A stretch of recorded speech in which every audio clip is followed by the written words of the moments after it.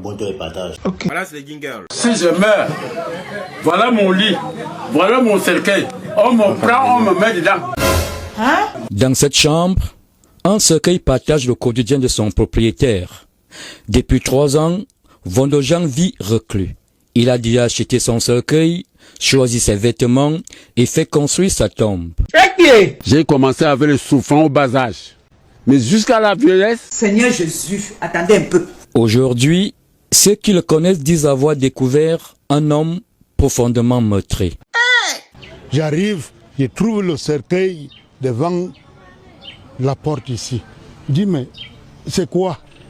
Il me dit, je vois déjà que je suis seule, personne ne peut s'occuper de moi.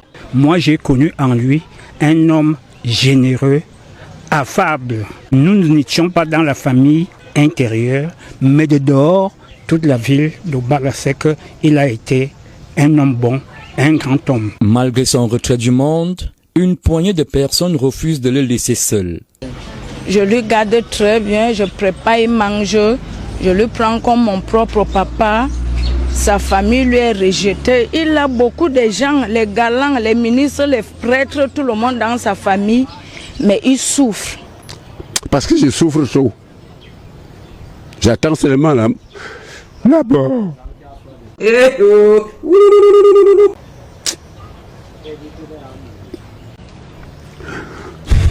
Ces larmes bouleversent même ceux qui continuent de lui rendre visite. Pour certains, cette histoire dépasse le destin d'un seul homme. Ça donne la leçon parce que moi particulièrement qui est en train de partir comme ça, il faut que je dois me rattacher auprès de mes enfants. Et mes enfants doivent se rattacher avec moi pour que je ne dois pas être comme lui. Chaque parent a ses dernières volontés.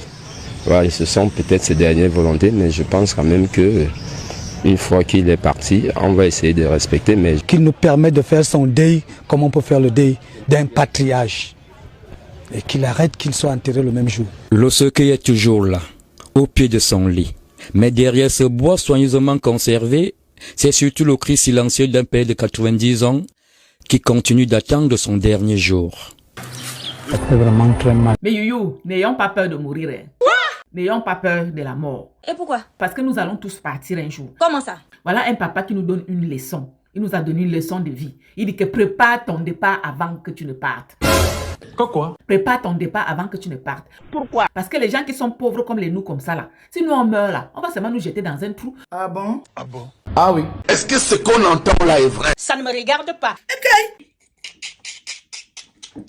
Continue. Donc mieux c'est qu'on prépare notre départ avant de partir. Ah bon? Oui, parce qu'il y a des gens ici, ça dit ils vivent et ils oublient qu'ils vont mourir un jour. Et oui, c'est clair. Ils vivent et ils oublient qu'ils vont mourir un jour. Voilà un papa alors qui nous donne la leçon, il nous dit que préparez votre départ. Même quand vous êtes même riche là, quand vous mourrez là, c'est votre richesse qu'on vient suivre.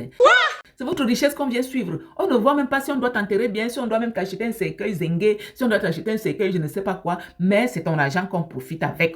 On profite avec ton argent. Donc, préparons notre mort avant qu'on ne meure. Préparons notre mort avant qu'on ne meure. Quoi? Préparons notre départ avant qu'on ne parte. Ah bon? Oui, la vie si c'est comme ça. Non mais c'est incroyable. Vraiment, vous qui avez un peu là, aidez ceux qui n'en ont pas. Pourquoi? Vous qui avez un peu, aidez ceux qui n'en ont pas. Pourquoi? Parce que vous qui avez un peu là, vous partez encore aider ceux qui en ont beaucoup. Est-ce que c'est normal? Non, non, non, non. Toi, je comprends pas. Hein. Les gens qui ont beaucoup là, ils partent aider encore ceux qui ont beaucoup. Est-ce que c'est normal? Non, non, non. Non, non, non. Je ne sais pas pourquoi les gens qui sont un peu bien là négligent ceux qui n'ont rien. Hey, ya, ya. Je ne comprends pas pourquoi les gens qui n'ont pas fait d'enfants, que ce soit hommes ou femmes, sont négligés comme ça.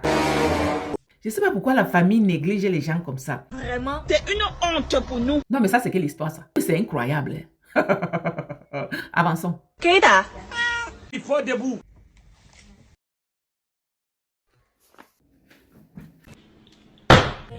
La vie, c'est vers-ci, vers ça. C'est tout. C'est tout. C'est fini. Merci. Et vous star cacao. Merci. Ferme-moi.